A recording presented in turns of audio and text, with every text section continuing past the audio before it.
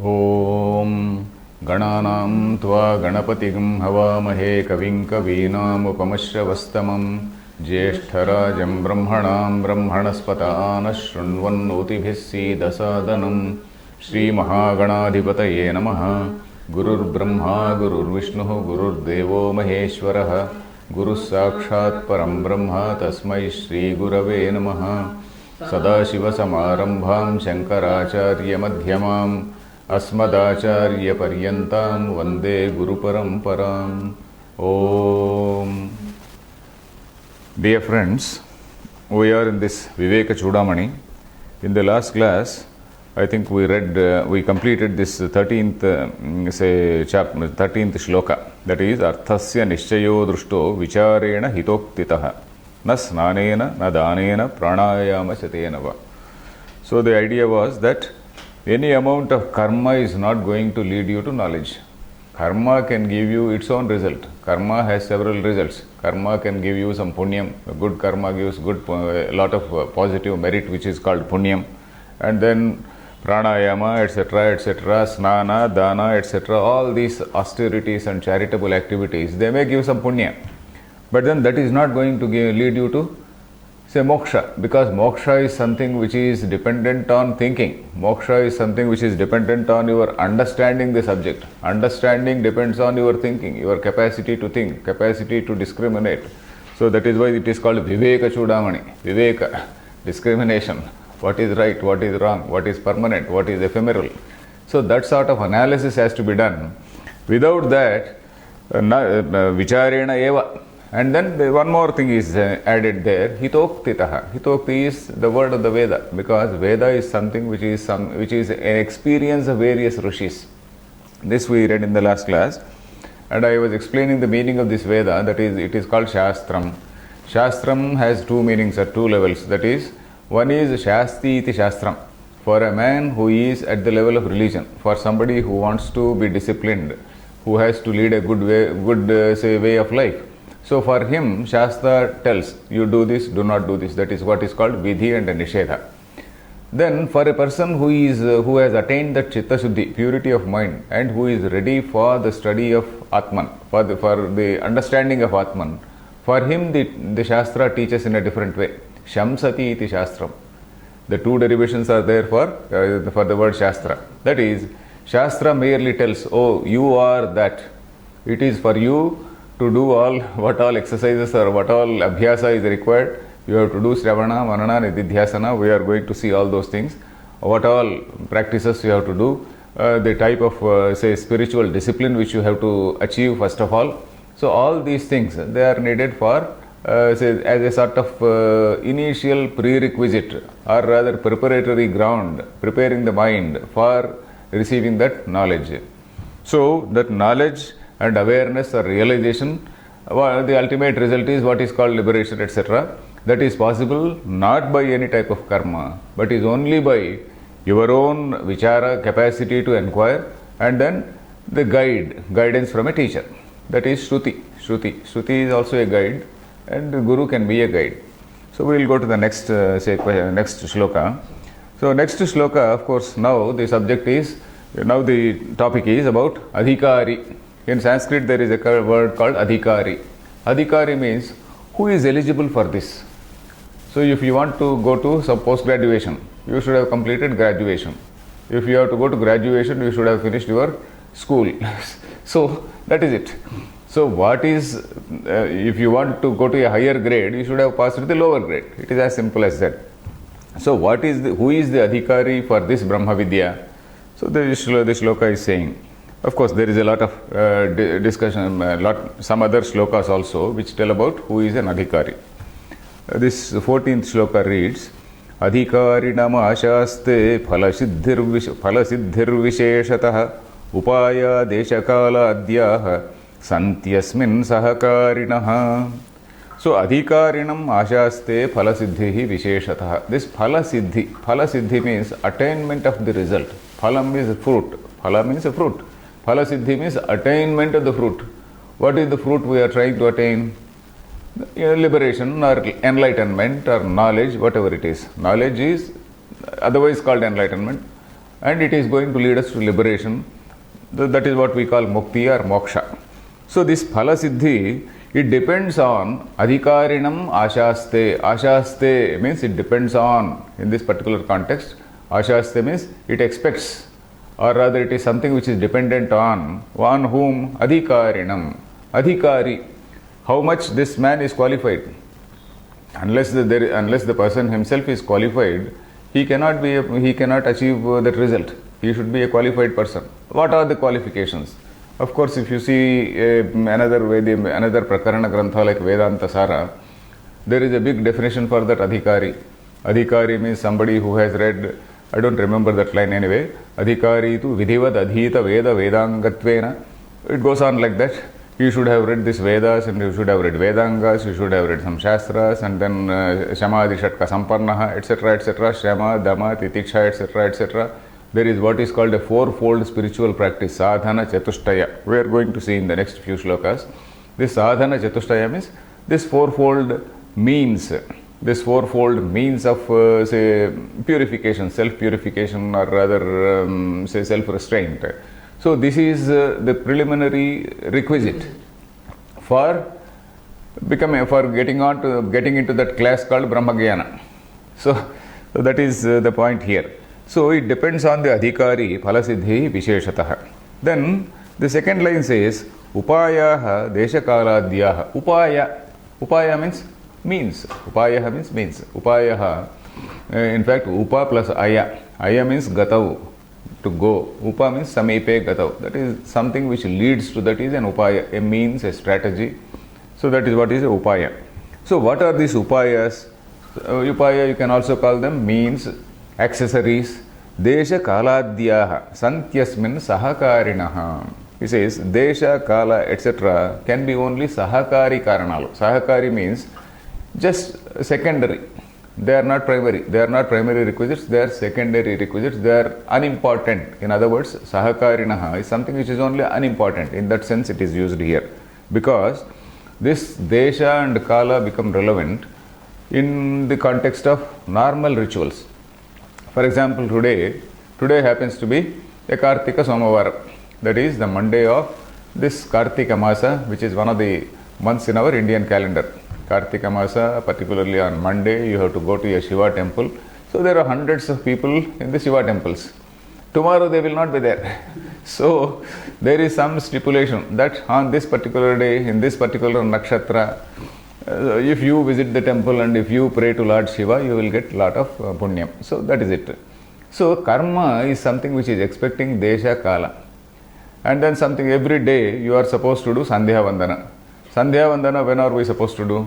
Before the sunrise and just before the sunset. Just before the sunrise and just before the sunset. So you are supposed to do that Sandhya Vandana. When that dawn and the dusk you can see that red light and all that. It is at that time that we are supposed to do Sandhya Vandana. And also in the mid-noon. So 3 times. So Sandhya Vandana is something which is prescribed at a particular point of time. At that time you are supposed to do. Maybe some amount of social discipline, probably from what point of view they said. Only at that time, okay, you are supposed to do Sandhya Vandana. Because at that time some demons, they try to grab, say, Surya. And then this type of arghya you are going to give, it is going to destroy those demons and then Surya will come out. So some sort of thing they said. We can take it as what is called Arthavada. Arthavada means something which is told in an exaggerated manner in order to make you devoted to a particular thing. Unless you say that in that particular way, you will not believe in that or you will not follow that.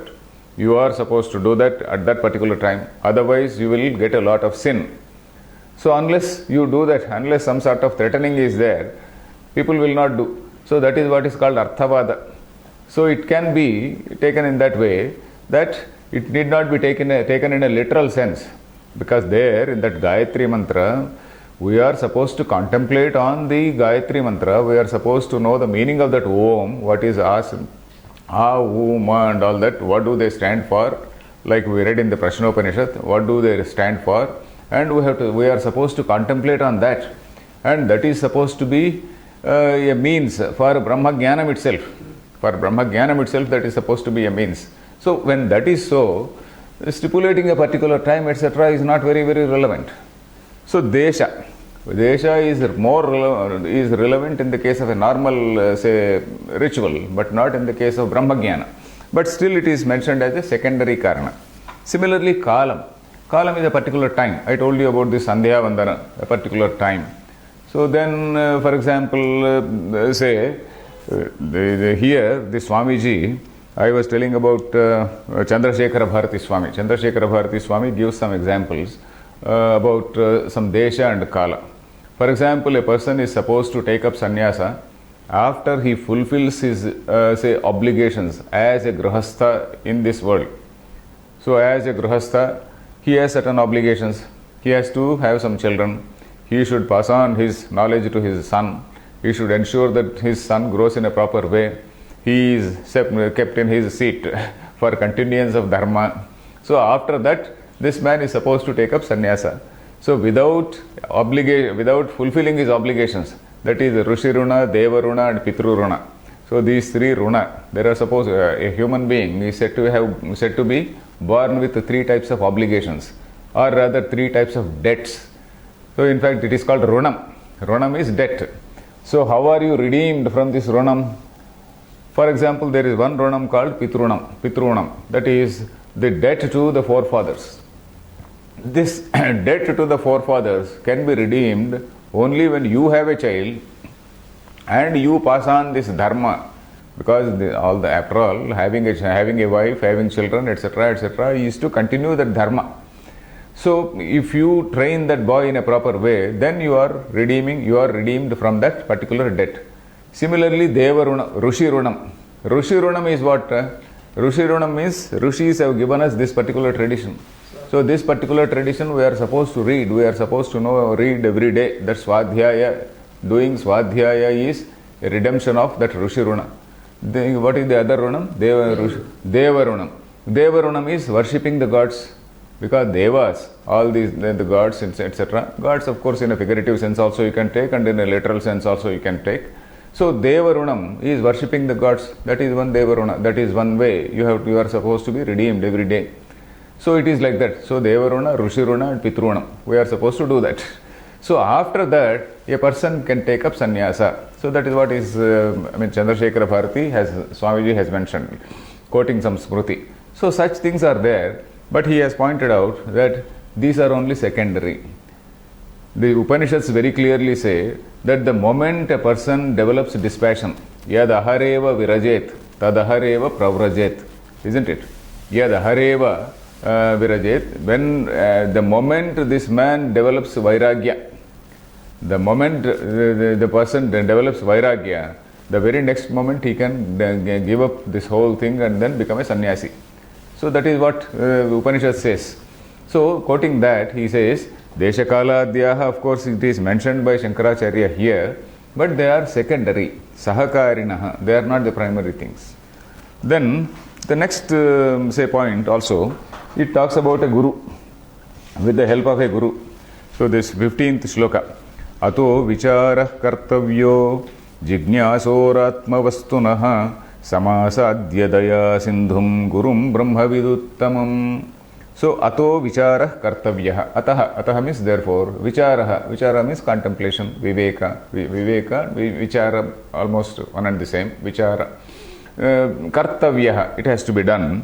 Jignasoho atmavastunaha. Atmavastunaha jignasoho vichara kartavyaha. That is one who is seeking the meaning of Atma. Meaning of the self. So that's Atma Vastu. So this man is basically a seeker of who am I?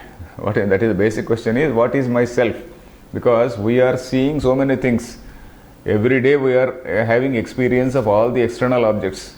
We are having experience of so many things. We are reading so many sciences, reading so many essays, so many articles and so many stories, etc. We are seeing people, we are interacting with people. Every day our life is a bundle of so many external experiences. But then, who is this experiencer? Or rather, who is the seer? Who is the person who is supposed to be the enjoyer? What is the nature of this self?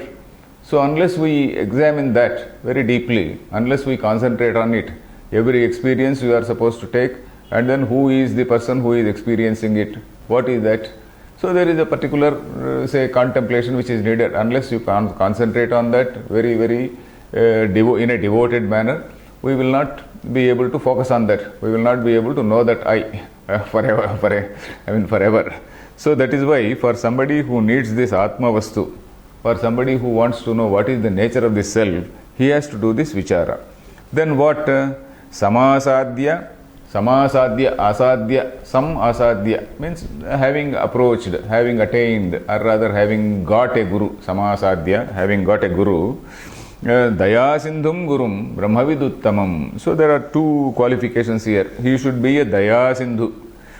Daya Sindhu is, Sindhu means ocean. Daya Sindhu means ocean of kindness, let us say. Daya is kindness. Daya Sindhu. He should be an ocean of kindness. So which means he should have a lot of patience. In fact, usually what happens is, a learned man, maybe a very great scholar, but he would not like to waste his time.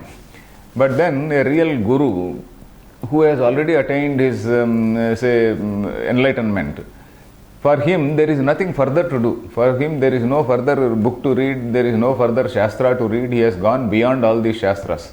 An enlightened man has really gone beyond all the shastras. So such a man, he need not read again, he need not be doing all that. So such a man, if he is kind to all other people, he will be guiding people. He will be guiding some student who really comes to him.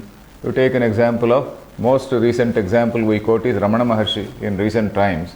Of course, India has the tradition of hundreds and hundreds of rishis, and probably Ramana Maharshi also could have gone undiscovered. We do not know. He could have gone undiscovered. Some gentleman from some place, and he went and then he saw him. And then he saw that this man is a great Siddha Purusha, he is a great highly realized person. And then he told the whole world. The person is that Kavyakantha Ganapati Muni. There is one very famous writer called Kavyakantha Ganapati Muni. He is said to have almost discovered Ramana Maharshi. Otherwise, Ramana Maharshi was there just sitting in some, on that hillock somewhere, doing some, say, meditation, etc. Almost like a cave. He was sitting in such a place. Whereas this gentleman from Guntur, Kavyakantha Ganapati Muni, he was a very great scholar and a great poet and a great thinker. So he went and then he saw this Swami, and then he found that this man is such a profound sage. So then he told, at that time he wrote about him, and then he told the world, and then all the people from all over, they started coming. So like that there can be some other sadhus we do not know. India had a tradition of great sadhus. So the most recent example we see is Ramana Maharshi. Of course, Swami Ramakrishna and many other sadhus. Even now we can find some sadhus in Himalayas and some other places we do not know. So Daya Sindhum Gurum, and then Brahmaviduttamam. So this is again a very interesting word. Brahmavit. Who is Brahmavit? Brahmavit is Brahma Vidantiti Brahmavidah. Brahma Vetiti Brahmavit. Plural is Brahma Vidantiti Brahmavidah. Those who know the Brahman. Teshu Uttamaha. That is the best among the Brahmavits. The best among those who have realized Brahman. How to know this? This is again a problem. How to know whom do you want, what type of guru you need. So this is again, we have to see what exactly a guru is. In fact, a teacher, number one, he says the teacher has to be a very kind-hearted, favorable man, and then he should also be the best among the realized persons. So this is again a catchy thing which we have to inquire. We have to really think what exactly a guru is. Of course, we are going ahead also after a few mantras, after a few shlokas, we will again get what is a guru. But here itself we can just deliberate on this, what is a guru. Because the basic question now for many people is, what type of guru is an ideal guru? Should we only go to some great scholar who has read so many books, etc.? Or should we go to somebody who will only tell you some Vedanta and send you back? And then somebody will give you some mantra? Because if you just see the types of gurus, there are several types of gurus for several type of bhaktas or devotees or disciples. Because the disciples are also of different types. The gurus are also of different types. There is a perfect match between supply and demand. Because there is some guru who may be only doing some bhajans. If you just see the gurus, if you just see the spectrum of gurus, let us say. Say you find one guru, at one point he is only indulging, doing some bhajans, etc. He is not very greatly adept in teaching or anything, he is just doing some bhajans. So all that spiritual ambience is created. So some years ago, when I was reading Taittiriya Upanishad, I just tried to searched for Satyam Jnanam Anantam on the internet. Suddenly I got something from some Swamiji, some very, very big Swamiji. And when I opened it, it was a bhajan. Satyam Jnanam Anantam Brahma, Satyam Jnanam Anantam Brahma. So the bhajan, it went on and on and on, that's all. There is nothing, no discussion on what is the meaning of Satyam, what is the meaning of Jnanam, or what is the meaning of Anantam. So there are several people like that. Okay, they will do Hare Rama, Hare Krishna, bhajan, etc. Satyam Jnanam Anantam Brahma, I never expected that there would be bhajan on that thing. But then there is a bhajan. If you even now, if you click, you may get that bhajan. So that was many years ago. Maybe it may be there, or it might have been, say, withdrawn, we do not know. So anyway, there are people who do these bhajans. Then again, we find people who can give you some small talisman. Yes, they can give you some ring, they can give you some rudraksha, they can give you some other, say, tayattu, what we call, some talisman. You wear it and then you will be okay. Somebody may tell you some small mantra, at least that is good. Okay, at least he will give you a small mantra, and then you keep on chanting it, and that gives you a lot of psychological satisfaction. And there can be gurus who create some other environment, a long om, and then some breathing, pranayama, still silence, and then just keep quiet, and then just keep quiet for half an hour, etc., etc. Way. So like that, you can find very many types of gurus. So what type of guru is say needed? So that is the point. So for that, we should know what we want. What type of guru I want? Do I need a guru for my sort of as a psychological crutch? Because for some people, a guru may be a psychological necessity. Suppose they go to somebody, some Swamiji, unless they go to a Swami, they will not get that satisfaction. If you and people like you and I tell, it will not carry weight. If some Swamiji tells anything, it carries weight. So for them, a Swamiji with some that saffron robes, and then a small, maybe with a stick and whatnot, maybe a few say rudraksha garlands, etc., that carries a lot of weight. So they go and use that Swamiji as a psychological crutch. So that Swami also, maybe he will be using them. So that is in his own way. So depending on his aptitude and depending on his say intelligence and whatnot. And there are people, the devotees also are of different types. Nowadays, we don't go to a guru seeking any knowledge. We take a Guru Gita book and then we keep singing the praise of a guru. What is the use of singing praise of a guru? If you go, do bhajan about Guru Gita. Oh, Guru is so great, Guru is so great, etc., etc. What is the use? The Guru is not telling you anything, and you are merely singing the praise of that Guru. And then you prostrate, and then all that spiritual ambience, etc., etc. is there. And then you come back. Maybe sometimes accompanied by music also. Sometimes there can be some harmonium, and then somebody playing some harmonium. And then, okay, you are enchanted. You are enchanted. It is a sort of mass hypnosis type of thing. So all that environment can be there, but that is not what I want. I want what I want. I have to first decide. Do I want some sort of spiritual entertainment, or do I want some real say answers to my problems?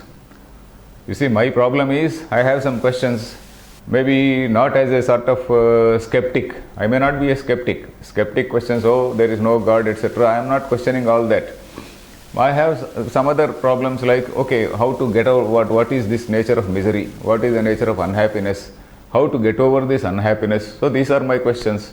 So if I want answers for these questions, I have to go to a guru who can answer these questions, who is having some patience, who is a Daya Sindhu.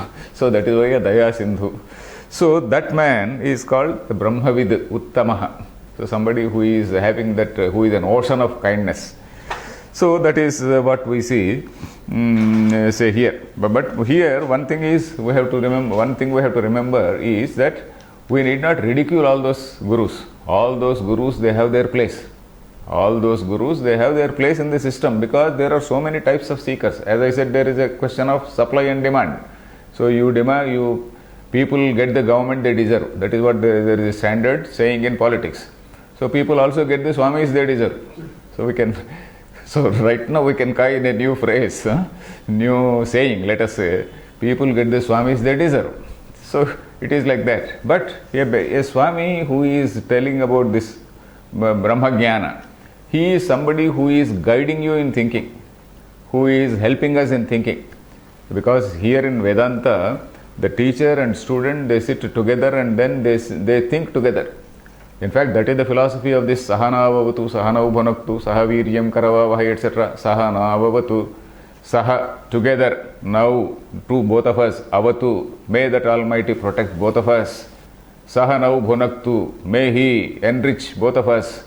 Then Saha Viryam Karavavahi, may we together learn. May we together learn and make this whatever we have learnt very, very strong. Tejasvi now adhitamastu. Now adhitam, that is whatever has been studied by us. Tejasvi astu. May it become strong. May it become Tejasvi means very powerful. In the sense that I have that perfect understanding of what I am seeking to understand. So suppose a seeker of Brahman, he has a perfect understanding of Brahman. So that is Tejasvi na adhitamastu. Ma vidvishavahai. Because in the process of vichara, in the process of this contemplation or discussion, the student may pose some questions, the teacher may get irritated, may it not happen. So it arises, this particular statement arises only in a free environment where the student is having some freedom to question. The student is asking all the questions which come in his mind, all really good doubts, not in an insulting manner, but he has to ask the doubts. So there is a question of the student asking some questions or doubts and then the teacher clarifying. So that is why this statement arises, Ma vidvishavahai, may we not hate each other. So here the whole process goes in the process of thinking together, in the sort of inquiry together. Of course, the teacher is not inquiring for his sake. The teacher is trying to guide this man. Maybe the teacher also finds some inconvenient questions now and then, because the teacher might not have thought of certain things. The student can himself pose certain questions. So the teacher has also to be somebody who is competent enough to answer those questions. So that is the point. So this is the meaning of this Brahmaviduttamam. Then the next question, next shloka is also about Adhikari. What type of man is Adhikari? Medhavi Purusho Vidwan Uhapoha Vichakshanaha Adhikari Atmavidyayam Ukta Lakshana Lakshitaha. So there are so many qualifications, so many adjectives which are used here for this Adhikari. Who is this Adhikari? Adhikari Atmavidyayam. The second line says Adhikari Atmavidyayam, means Adhikari Atmavidyayam. Atmavidya, he is the Adhikari, he is the competent or eligible person for Atmavidya, for the knowledge of Brahman. What is that? Who is that? Medhavi. Medha means intellect. He should be a man of intellect, not somebody who is an ordinary bhakta. Suppose we come across, in society we have several layers of people. An ordinary man, a simple villager, a simple person who is going to the temple, who is just going, and then who is going while going to his office, he simply gets down from his motorcycle, does some namaste and goes away. And then the pujari gives some prasadam and then he takes it and goes away. So we are not talking about such person. We are talking about a person who is having intellect, who can question. Medhavi. Medha, Dhir, Dharanavati Medha, that is what Amarkosha says. That is, he is a man of intellect. Then Purushaha, Medhavi Purushaha. This Medhavi Purushaha, Medhavi is that adjective. Vidwan, Vidwan again is almost the same thing. Vidwan, somebody who is a learned person. Then Uha Apoha Vichakshanaha. Uha Apoha. Uha means, say, to speculate, speculation. Uha Apoha, both are one and the same. Speculate, counter speculate, etc. Uha Apoha. Suppose there is a doubt. You are able to, it is not as though the moment a doubt comes, you go and challenge somebody. We ourselves have to think. Suppose a question arises in my mind. Then suddenly I should not think, okay, I have got a question, I will challenge my guru. It's not like that. I should myself try to find out the answer for that. That is uha apoha vichakshanaha. That is, vichakshanaha means chakshin dhatu. The root there is chakshin, to see. Vichakshanaha, one who is able to perceive, one who is able to see. So for this, our Swamiji, our Chandrasekhara Bharati Swami, has given a nice commentary on this particular word. That is, a person should be well read in other Shastras. You see, a person who has some knowledge of other Shastras like Tarka, Vyakarana, Mimamsa, etc. Mimamsa and also even Sahityam. So why? Tarka means logic. One should know some elements of logic. Whether a particular argument is proper or not, whether a particular argument comes under the category of logical fallacy, or is it a proper logic? So one has to know. Then grammar, Vyakarana. Vyakarana one has to know, because in this particular context, in what sense is this word used? So that is Vakya, that is Pada Shastra it is called. In Sanskrit there is an expression called Pada Vakya Pramana Paravara Parina.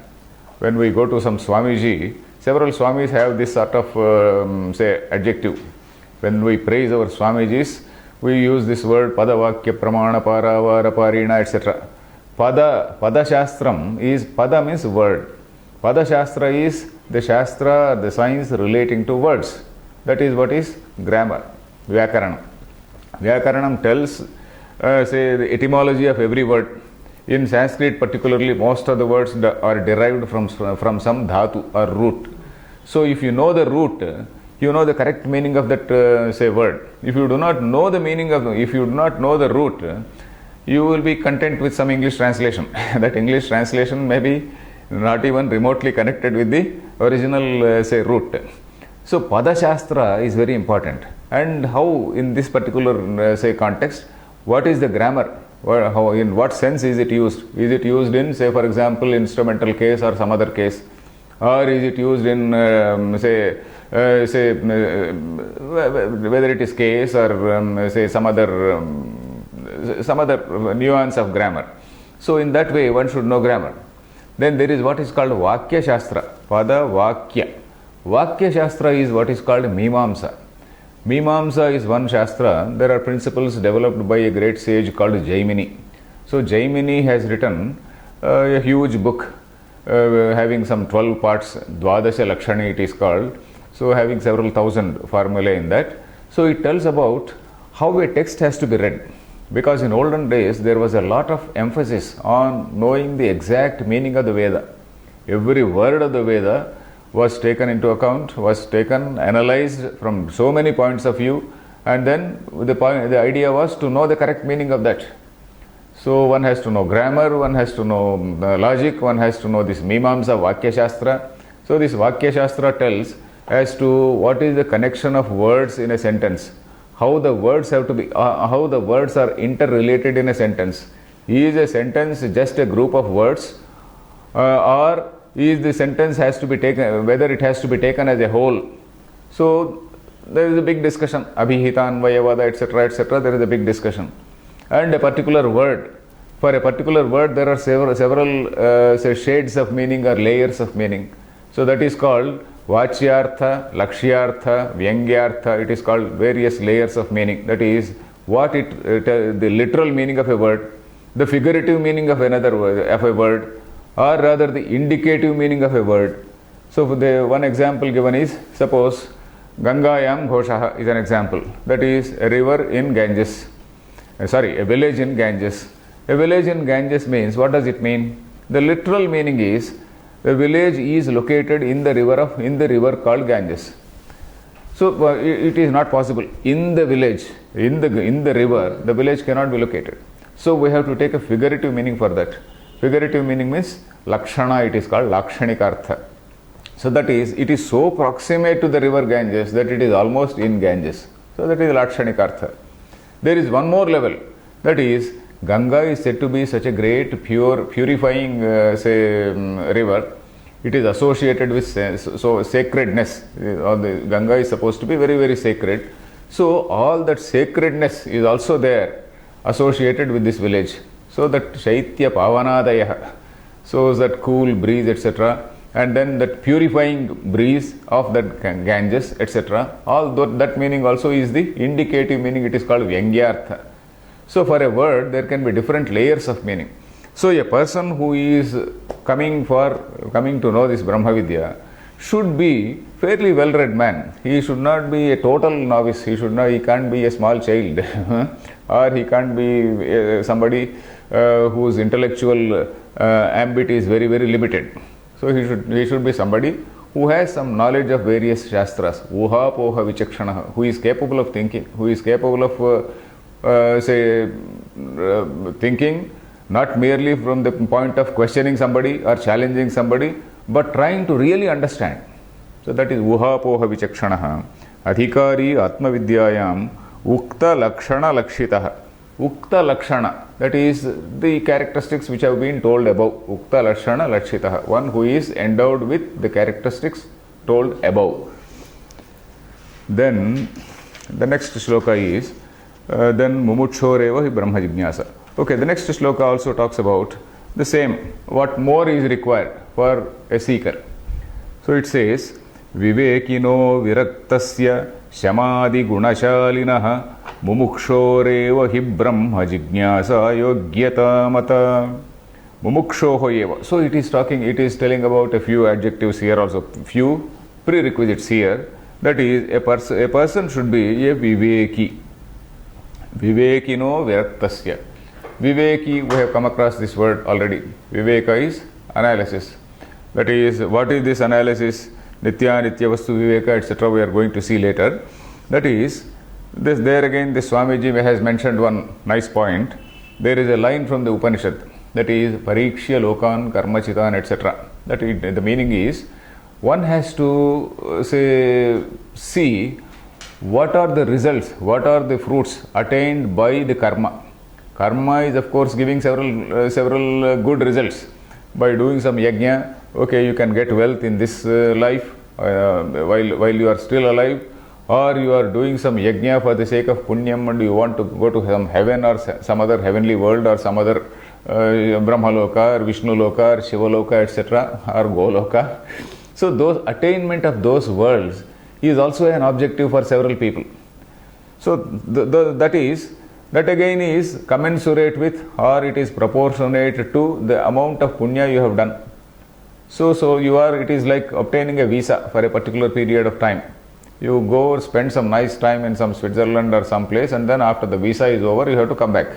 So it is like that punya loka is also proportionate to the quantum of punya one has done. So here, a viveki, a person has to see what is it that I am going to get by all this karma. So all this karma becomes rather meaningless. Karma is only leading to some lokas. But what is this which is permanent? The permanent thing is only knowledge. Knowledge only leads to liberation. Knowledge only leads to this breaking of this samsara, this wheel of samsara, this wheel of transmigration goes on and on and on, so long as there is no knowledge of self. Only this knowledge of self releases a person from this bondage called samsara. So that one has to first of all realize at the intellectual level. First of all, we have to read it, and maybe from a teacher, from reading a book or by listening to some lecture or something like that, we should know that there is something called liberation, which is different from karma. Then viraktasya. Then this viveki also becomes a virakta.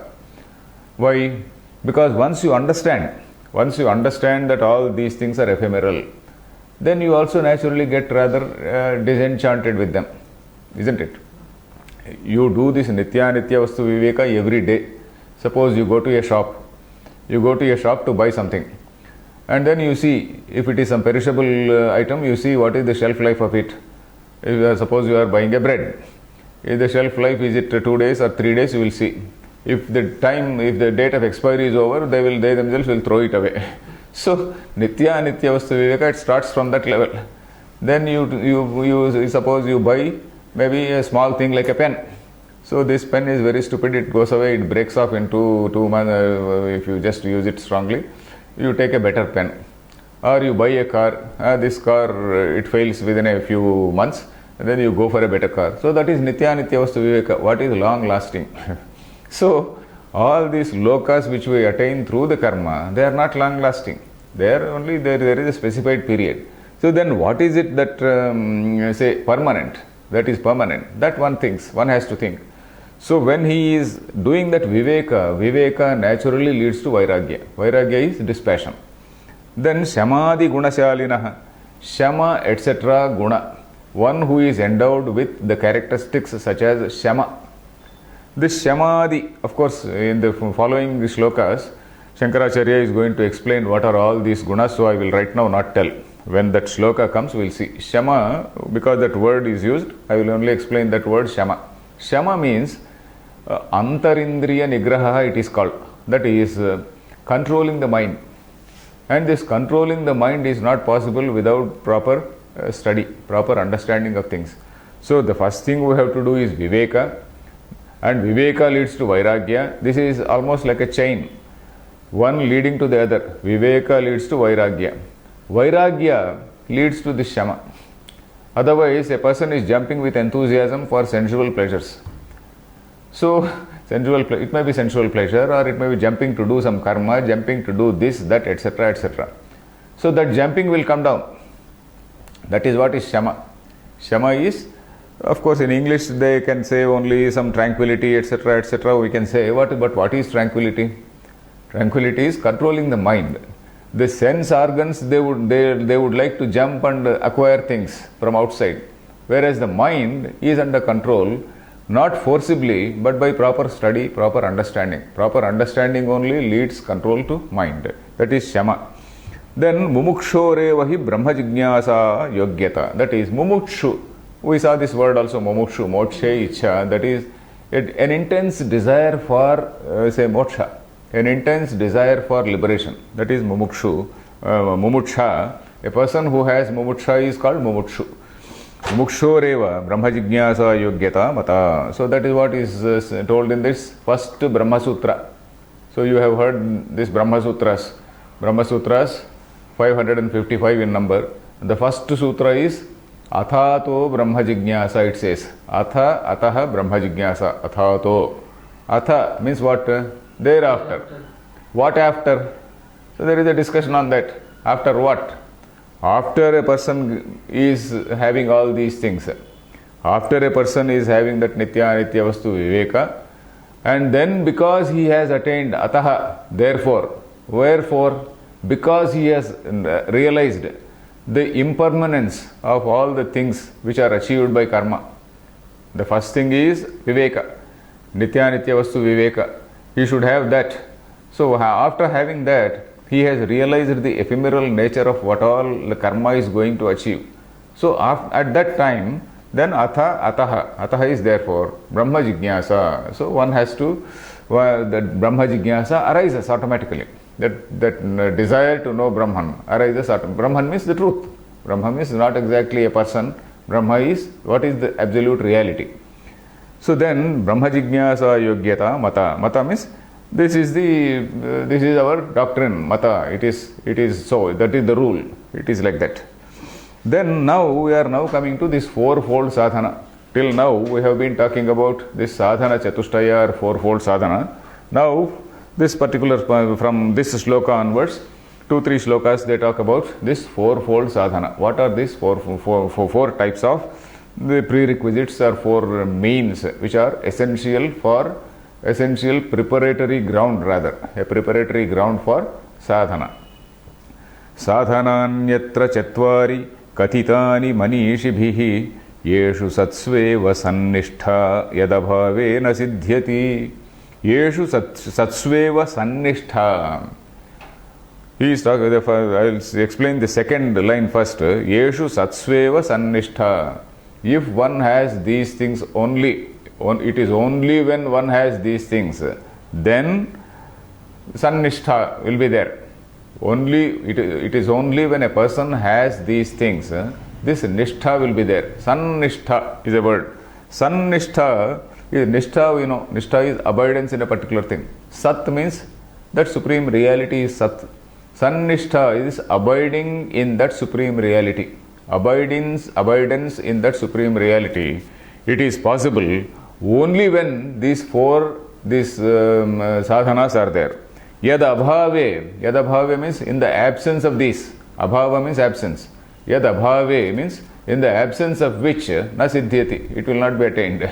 In the absence of which it will not be attained. So the first sentence says sadhananyatra chatvari. Atra means in this context. Sadhanani chatvari. There are 4 sadhanas, there are 4 means. Kathitani manishibhihi. All learned people, all sages have told about 4 essential means. That is, Yeshu Satsveva. It is only when somebody is there, when somebody has these, then this Sannishtha Siddhyati. Sannishtha is that abidance in that eternal Brahman. That arises only when a person has it. Otherwise, Yadabhave means in the absence of this, na Siddhyati. It is a simple line. Then the next shloka talks about what is this, say these Nitya Nitya Vastu Viveka, these 4, what are they? I will read. Adau Nitya Nitya Vastu Viveka Pariganyate Iha Mutra Phala Bhoga Viragastadanantaram Shamadhi Shatka Sampattir Mumukshuttvamiti Sphutam. All the 4 have been mentioned in these 3 lines. A shloka sometimes has 3 lines also. There is no rule that a shloka has to be 2 lines only. Generally it is 2 lines. Sometimes if an important point has to be told in the very same shloka, they add 1 more line. So in this particular shloka there are 3 lines. Adau means to start with, in the beginning. Nitya Nitya Vastu Vivekaha. I told you about going to a shop and seeing the shelf life of a thing. When you buy a pencil, you see this pencil is of good quality or not. A pen, whether it is of good quality or not. So like that, what all you are achieving by karma, is it of good quality or not? Is it long lasting or not? So that is Nitya Anitya. Then what is this Nitya Nitya Vastu Viveka? Again, we are going to see the definition of each one of these in the following shlokas. So that Nitya Nitya Vastu Vivekaha Pariganyate. Pariganyate means it is counted. The first thing which is counted is Gananam. Gananam means counting. Ganita is mathematics. So Pariganyate means it is counted. The first thing that is counted is Nitya Nitya Vastu Viveka. Because that is the starting point. It leads to the other. That leads to the next one. That leads to the next one. So as a sort of one leading to the other. Then the second one is, then Viveka leads to Vairagya. We have seen in the earlier shloka. What Vairagya about what? There are 2 types of attainments which human being has. That is, there is certain thing which you attain in this life. There is something else which is promised by religion. That is, you are going to get a lot of punya. You are going to go to heaven. You are going to some other loka. So all these things are promised at the level of religion. So that is Amutra. Iha in this world. Amutra means there. Iha Amutra. There means in the other world. Iha Amutra. Phala. Phala means the fruit or result of karma. Phala Bhoga. Bhoga means enjoyment. Enjoyment of the fruit in this world and in the other world.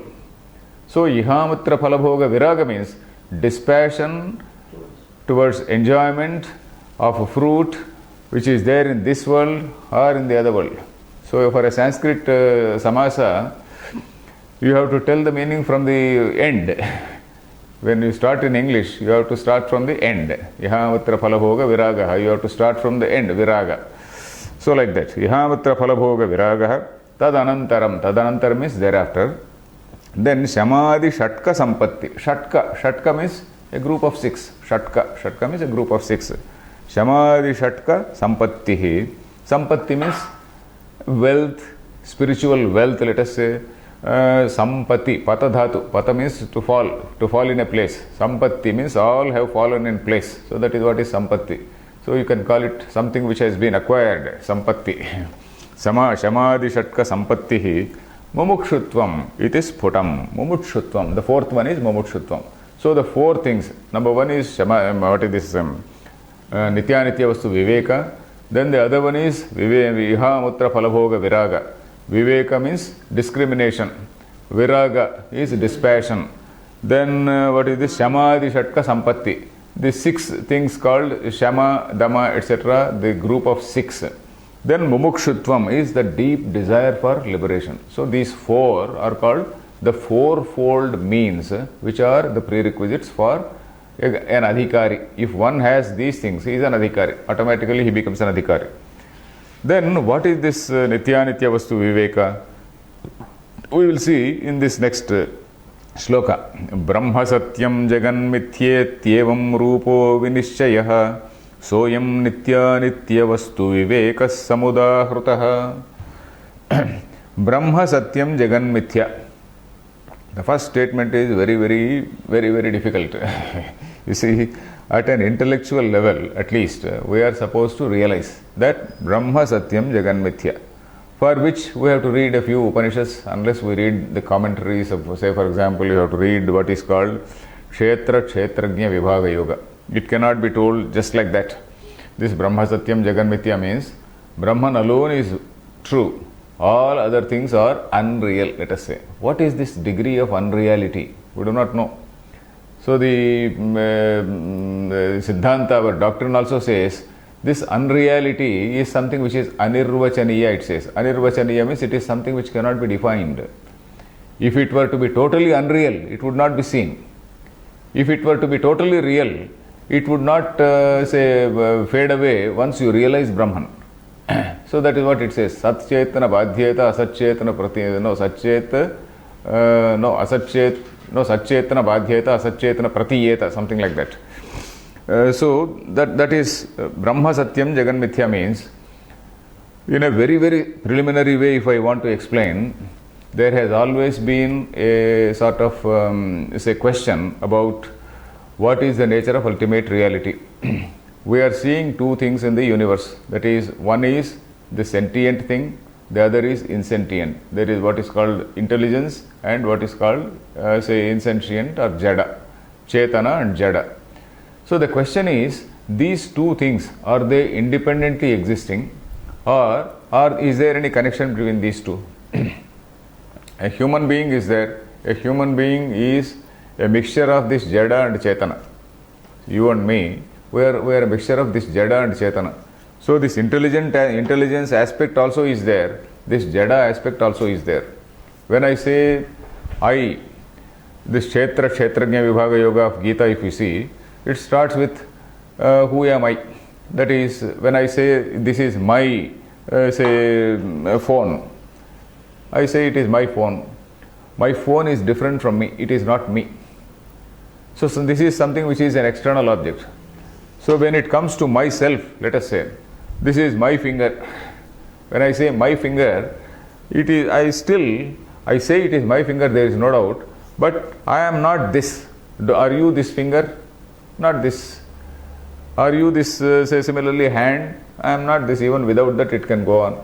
So similarly, am I the eye? Am I, the sense of touch? Am I the sense of taste? Am I the sense of sight? I am not this. Then similarly, I, that notion of I, where does it go to? Where does it lead to? So if you see all that, there is something called intelligence. It stops somewhere at the point where it is called intelligence. This notion of I is something which is something related to intelligence only. You can negate anything and everything, but then you can't negate your own existence. Your own I, that notion of I is something which is you cannot negate. At least that awareness that there is something called intelligence, you can't negate. So that intelligence is there, and this what is called insentient thing is there. Then what is the connection between intelligence and this insentient within the body? So there are several theories that intelligence is something which is produced in the mind, and then intelligence, it is something which is separate, and then this insentient is separate. So there are several theories. What Vedanta says is that Chaitanya or intelligence or consciousness is something which is manifesting as whole of this, as this whole universe. This only consciousness alone is there, and that is what is manifesting. In that consciousness there is what is called a manifesting power or Maya, you call it Prakriti, and in that form, that manifesting power is emerging as all these things.